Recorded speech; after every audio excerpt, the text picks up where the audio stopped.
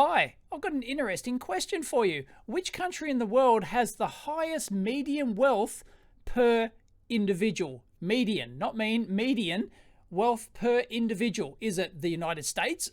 It's probably, it doesn't, I don't know, fact check me. Hasn't they got like the most billionaires in the world? China, how many billionaires have they got? Right? There's tons of countries with many billionaires. But the question is, which country in the world has the biggest median wealth per adult? It might surprise you. So leave your thoughts in the comments down below before I tell you the answer. So this all comes about, we'll talk a little bit about economic inequality or wealth inequality. As I'll put a few links down below if you want to check it out. This is the Wikipedia page. I know some people groan on Wikipedia, whatever. There's the inequality.org website with facts about wealth inequality in the United States and stuff like that. And basically wealth inequality is pretty much the disparity between the richest, how much wealth the richest people have and how much wealth the poorest people in a given region. It could be talking about worldwide, it could be talking about a country, it could be talking about a state or a city or something like that. Wealth inequality even within a particular like town or something like that. You could talk about that sort of thing. So, you know, billionaire wealth is skyrocketing during the pandemic. The richest Americans, etc., etc. Ordinary people around the world suffer from wealth and economic inequalities. And it is a huge deal.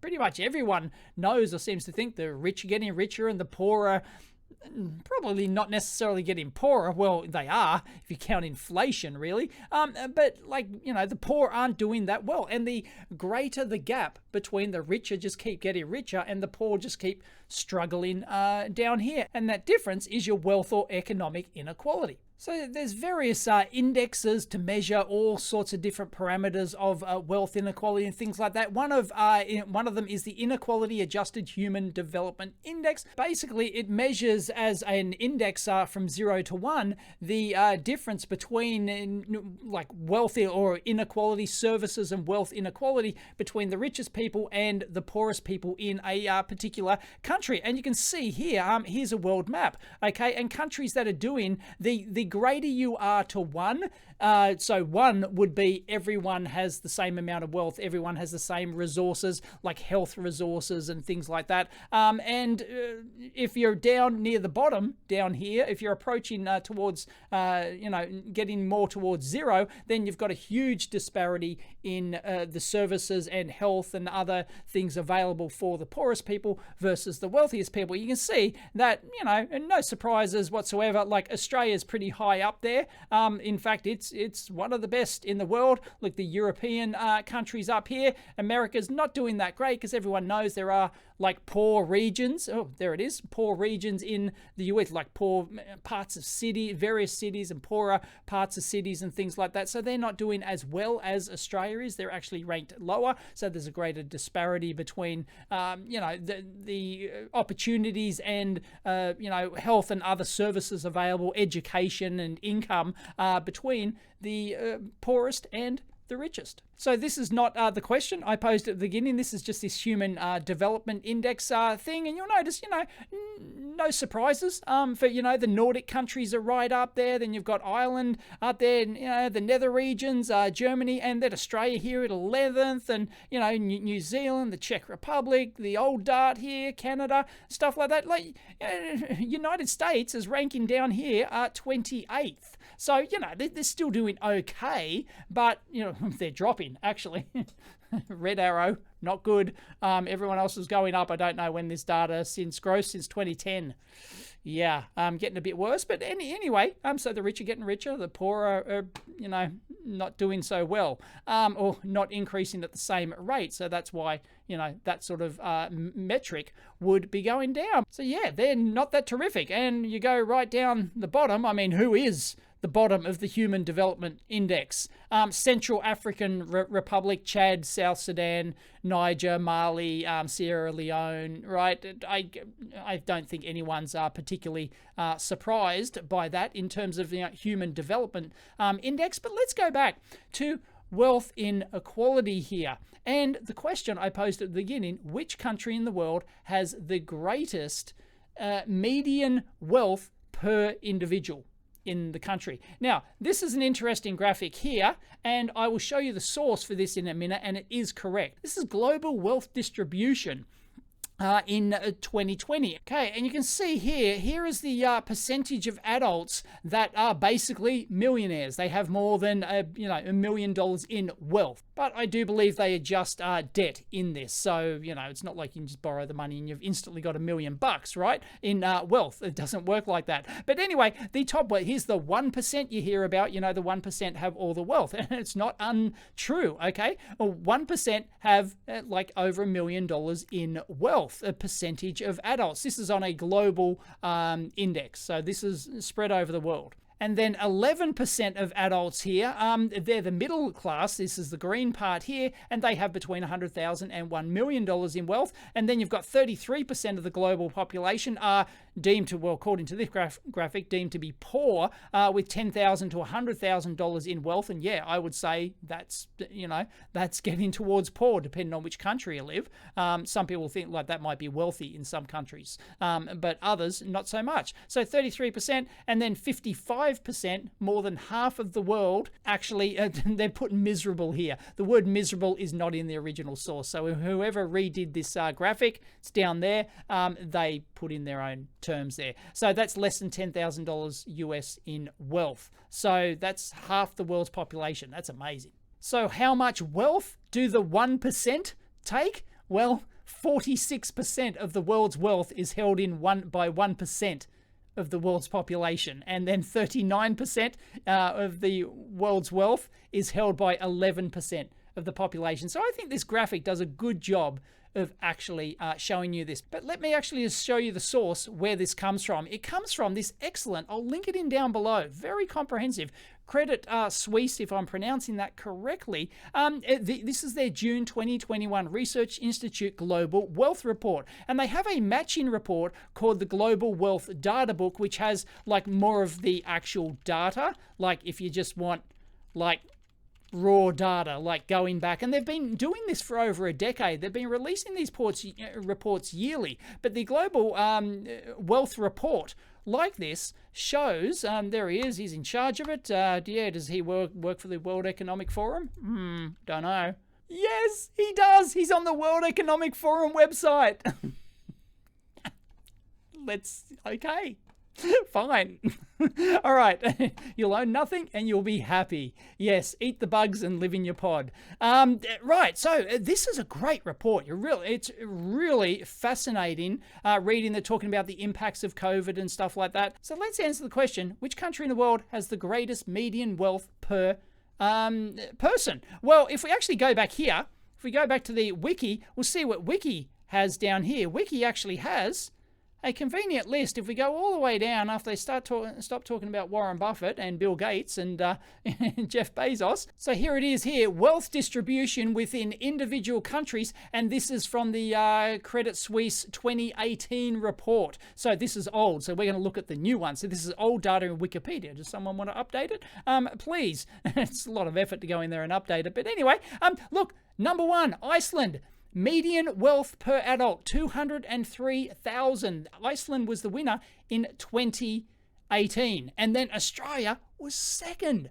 Who knew? Sneaky bastards, us Aussies, right? $191,000 US is the median wealth per adult in the country. So this doesn't include kids, so this is only a per adult thing. So then you've got Switzerland, Luxembourg, Belgium, Nether regions, France, Canada, Japan, New Zealand, the old dart, Singapore, Spain, Norway, Italy, Taiwan, Malta, Ireland, Austria, South Korea, and then you get to Yankee Land, United States, which only has a median wealth of $61,000 per adult. But you'll notice over here, this is the mean wealth per adult, $403,000. So if we actually sort by mean, and I do plan on doing a video just explaining the difference between median and mean, because it's very important. But a brief overview for those playing along at home, mean is just average, right? So you know how to calculate average. You take in this particular case, you're talking about wealth per adult, you'd take the total wealth of the country and you'd simply divide it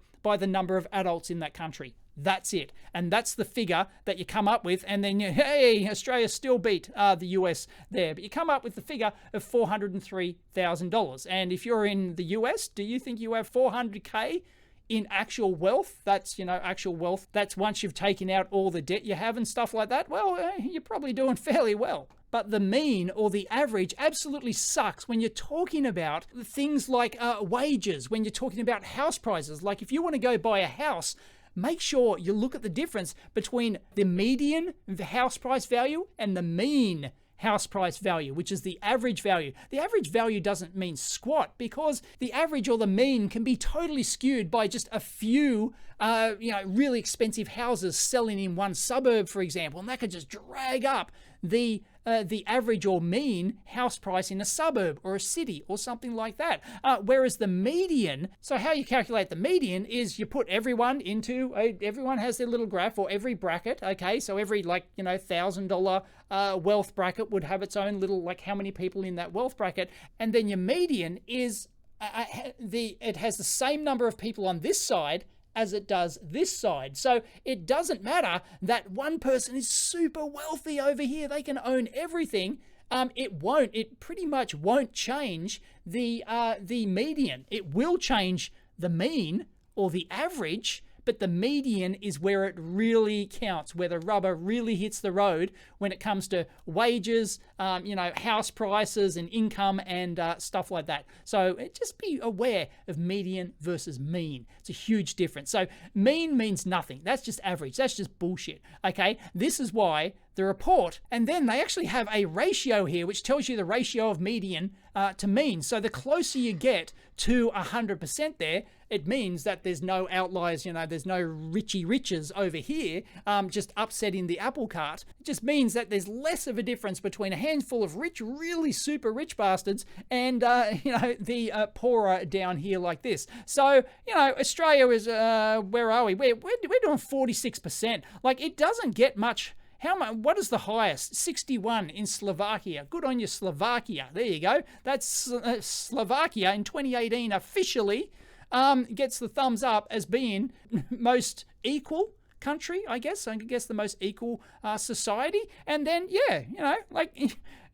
get some of the more bigger Western countries, they're way down on the list, right? But Australia's punching. There you go, number 15 there. Anyway, if we go back over to the report where this data comes from, okay, we can actually have a look to answer the question at the start. Did you place your bets? Which country has the... well, this is interesting, actually. Change in wealth per adult in 2020. Okay, here are the biggest gainers in the last year. Switzerland was the biggest gainer. Australia there. Because I'm the average Aussie, I gained like $65,000 in wealth last year. Feels about right. Switzerland, Sweden, Belgium, Nether regions, USA here. So USA actually did grow a significant amount in the last year in terms of the wealth per adult. So why would you get huge rises like this in 12 months? Well, normally you wouldn't get much. Normally you'd only see, if everything was normal, in quote marks, there's nothing normal about modern monetary theory and the whole, let's not go there. But anyway, it had normally been based on the just this regular GDP growth of the country, pretty much.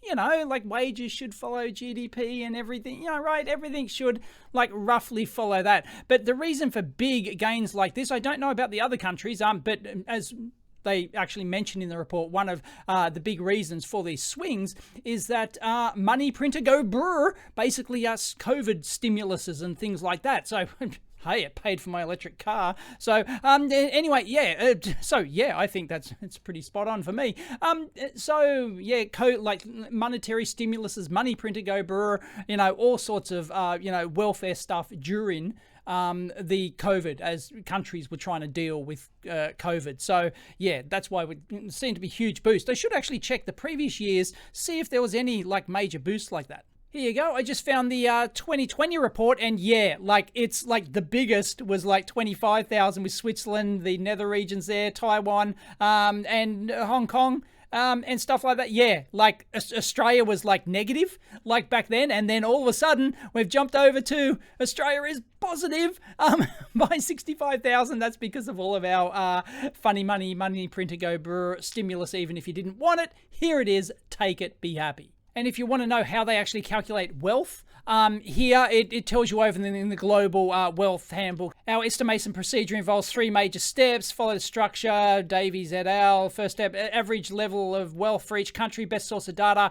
is household balance sheet data, which is only provided by 50 countries. And then they have to compensate for other countries. Then they've got a second step. They've got like 3 or 4 step process constructing the wealth patterns. And then they can't get a lot of the rich people's data, so they have to go like the Forbes list and stuff like that, adjust wealth distribution patterns and things like that. I don't know how many people they've had analyzing these reports, but I think they've put a lot of time, effort and coin into this. So yeah, it's pretty impressive. And of course, there's other factors involved in here. It's not just money printer go brr. The share market could go up. You could have a housing boom. Of course, we have in Australia, we've had one of our biggest housing booms ever during this report, and it's still going.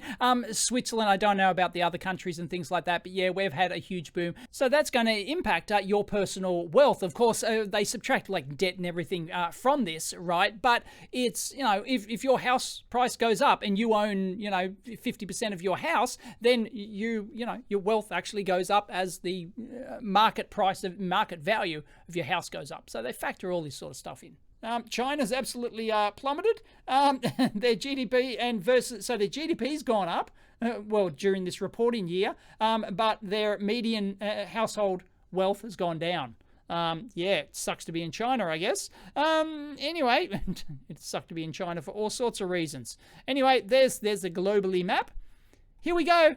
Answer to the question is the winner, and the winner is Sydney.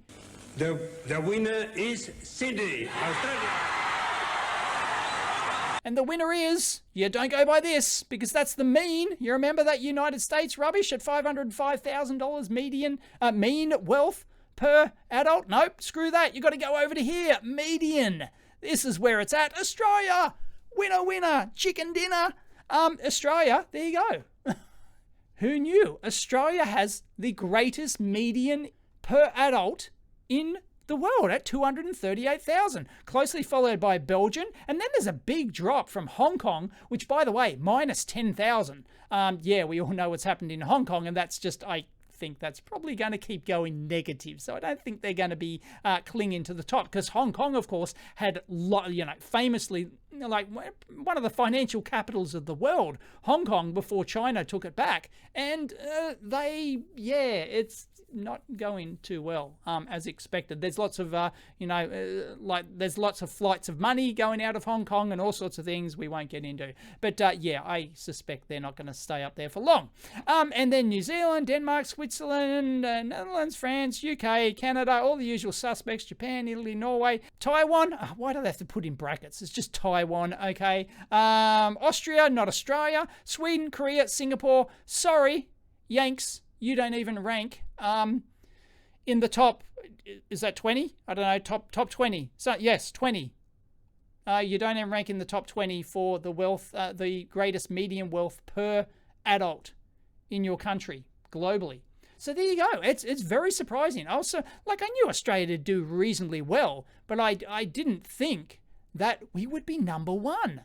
I just found that absolutely remarkable. Absolutely. And they got impact on women, minorities, and the millennials, and the reduction in consumption. You'll own nothing and you'll eat the bugs, I guess. Household wealth in times of emergency. Anyway, these are absolutely fascinating reports. So yes, I do expect some agenda in here and stuff like that, but it's like the data should be reasonably good. So you make, form your own conclusions. But the data should be good. And here, this is actually the page referenced as source for this. So it says it comes from the 2021 report here, and we're in the exact 2021 report. It looks different. So somebody on the Wikipedias has rejigged that, but the numbers are exactly right. The 1.1%, we saw the 11%, the 32, they've just separated into what I think is a much better looking, a more dramatic looking graph. I mean, that just sells it much better. 1% the world's population own 46% of the world's wealth. You know, it's not, it isn't as like, isn't as prominent on there. So yeah, they're hiding it there, but the data is there. But didn't you know 2020 marks the year when, for the first time in human history, more than 1% of all global adults are dollar millionaires. Dollar millionaires. Yeah, I wouldn't be relying on the dollar. I wouldn't be relying on any fiat currency. So yeah, it's inflation is going to kill you. And anyway, we won't go there. Anyway, these are absolutely fascinating reports. There's a ton of stuff in here, so I highly recommend reading these Credit Suisse reports. They are just fantastic. And if you want more of the, as I said, more of the, look, what is that? Don't know how to read that. I'd have to, makes you dizzy just looking at it. But yeah, they've got tons of stuff, and they got experiences, and oh god, you know, whoa, and then they've got like individual country breakdowns and stuff. I think, do they have one for Australia and New Zealand? After suffering due to the health impacts of the first wave in 2020, first New Zealand and Australia took control of the pandemic and had few additional cases. We were the envy of the world, by the way. In all of 2020, at the end of 2020, everyone wanted to be Australian. Everyone wanted to live in Australia. And then July 2021 onwards, yeah, it was a different story. We're the draconian laughing stock of the world. And anyway, they talk about the GDP fell for our first time ever. Like we had our first negative quarter for 30 years or something. We famously survived the 2008 financial crash. It just didn't happen here. Basically, house prices didn't fall here. Nothing collapsed. Our 4 pillars banking system survived. We did borrow a lot of money from the US Fed, but shh. You're not supposed to know that. Anyway, we borrowed some funny money printer, go brrr. And anyway, yeah, fascinating stuff. And as I said, if you want more of the data, and then it's all in their global health data book. And they make other ones, which I haven't read yet, so I may have to go down to here. So they make, the global wealth report, collectibles, an integral part of wealth. For the 1%, or the 1.1% of the 1%, is what the collectibles art market is for. And all the suckers pour into NFT now because they think that they can be part of the 0.1% of the 0.1%. Yeah, good luck. Anyway, Research Institute, how long-term economics, emerging consumer surveys beyond the pandemic, all sorts of stuff. So, global food systems and things like that.